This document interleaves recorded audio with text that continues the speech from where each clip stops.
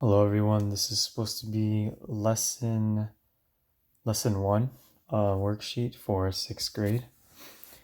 So to start off, what are the 3 properties? So you guys probably learned a couple properties already, but 3 main ones are commutative, associative, and distributive. Hope I spelled that right, but in these problems over here, I'll be explaining all 3. So they ask you which property the problem uses. So for the first one over here, we have 12 times 6 times 3 is equal to 11 times 6 times 3. So this one will be associative. The reason why is because what the associative property is you can, when multiplying, you can arrange the group of numbers in any kind of combination. So here we have 12 times 6, and then they multiplied that by 3, and then this is equal to, and then they grouped it 6 times 3, and then they multiplied by 11. But either one, you still get the same result. So basically it's just rearranging the grouping for multiplication. So the first one will be associative. Now for number 2, it would be commutative. Reason for this is because you can just rearrange the numbers in any order when you add. So here they did 15 plus 30 is equal to 30 plus 15. Now, no matter how you arrange it, you will still get the same result. So you will still get 45 for each one. 15 plus 30, 45, and 30 plus 15, still 45. For number 3, it would be distributive. The reason for this is because we have 9 times 4 plus 1, which is in parentheses. So 9 times 4 plus 1. Now, it would be the same thing as this. And basically how we do this is first we would distribute like so, which means it would be 9 times 4, then 9 times 1. So 9 times 4 plus 9 times 1. And as you can see over there, we get that same result. So you distribute the 9 over here to the rest of these integers, and you rewrite the problem in a different way. Now we will be moving on to word problems. So we'll start off with number 1. Each football team can have 15 members, and there can only be 13 teams maximum. There are 500 people trying out for football.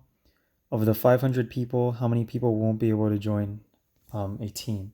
So there's 13 teams, and there can only be 15 members max. So in each team, each of these 13 teams, there are 15 members.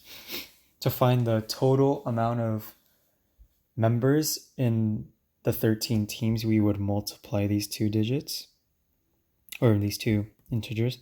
So 5 times 3, 15, carry the 1, 6, add the 0. 1 times 3 is 3, 1 times 1 is 1. So there would be a total of 195 people in these 13 teams.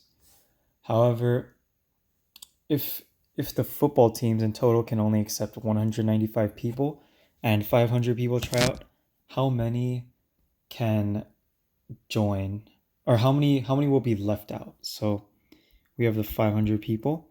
If there can only be 195, that means there will be a remaining of a certain amount of people. So we would subtract. We can't do 0 minus 5, which means we'll have to borrow. This becomes 10. So 5, 0, 4 minus 1, 3. So there will be 305 people that will be left out. So 305 that won't be able to join the team. Now we'll be trying let's try number 4. Kelly wants to make juice for herself and her friends. If she has 19 friends and takes 2 minutes for each drink, how much time does it take Kelly to make herself and her friends a drink? So if she has 19 friends and then plus herself, that'll be 20 people to make drinks for. She takes 2 minutes for each drink. So multiply that. It'll take her 40 minutes to make 20 people a drink. Okay, so that's all it takes. Let's move on to finding missing integers. So start off with number 3. So there's some rules when multiplying with negatives. So a negative times a positive will equal a negative. Negative times a negative will equal positive. And you guys know positive times positive is positive.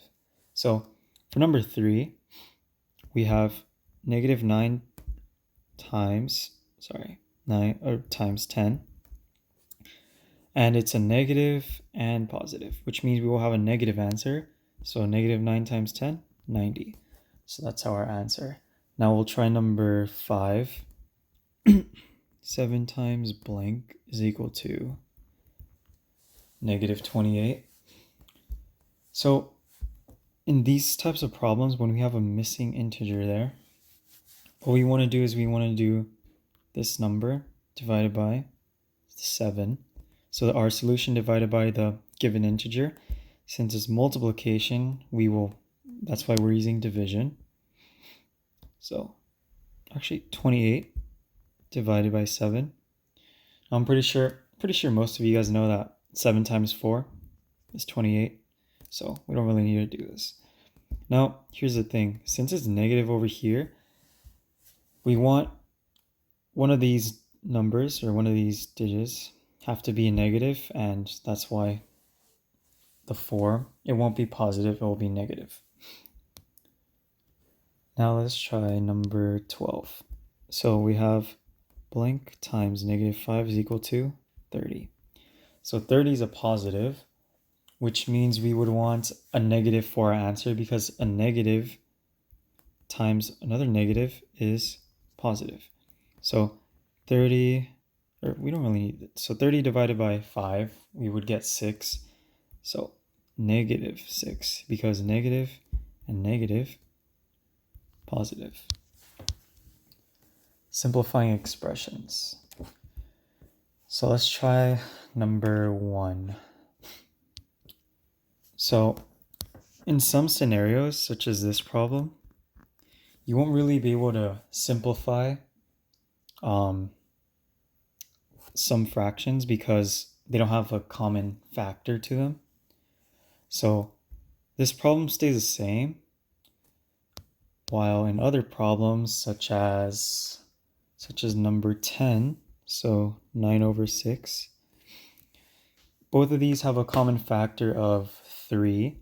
So if we were to divide both of these by 3, we would get 3 over 2. Now you can't simplify this anymore. This is the simplified form of 9 over 6. So yeah, they need to have a common factor to them. Okay, now we have graphing and finding area of triangles.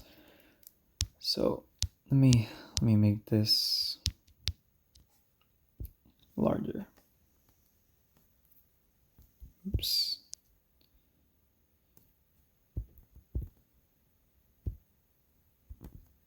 Sorry.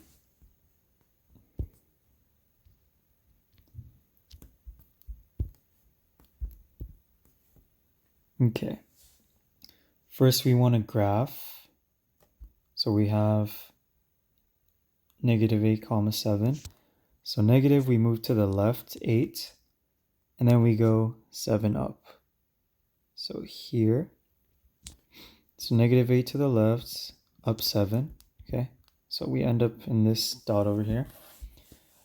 Then we have negative 8 comma 6, negative 8 comma 6. So pretty close to each other. Then we have 5 comma 7, so positive. So 5 here, 5 to the right and going up 7 since it's positive, like this.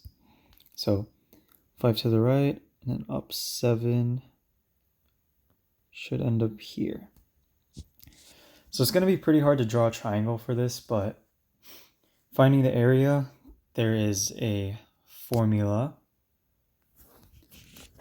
which is area, A for area, half base times height. So for this, okay, let me try to draw the triangle out. So like this, and there's a line, and okay, not the best, but we understand. So we can say the base is, let's just say this one. So I don't know if you guys can tell, but this is 1 unit. So 1 unit is basically 1 square space. And then the height of it is, so we went 8 to the left. So this would be 8. And then we went 5 to the right. So in total, this part over here would be 13. So can say half times the base, which is 1, and the height, which is 13. 13 times 1, 13. Then we have 13 over 2, which is the same as 6.5. So that will be our area. Thank you for listening.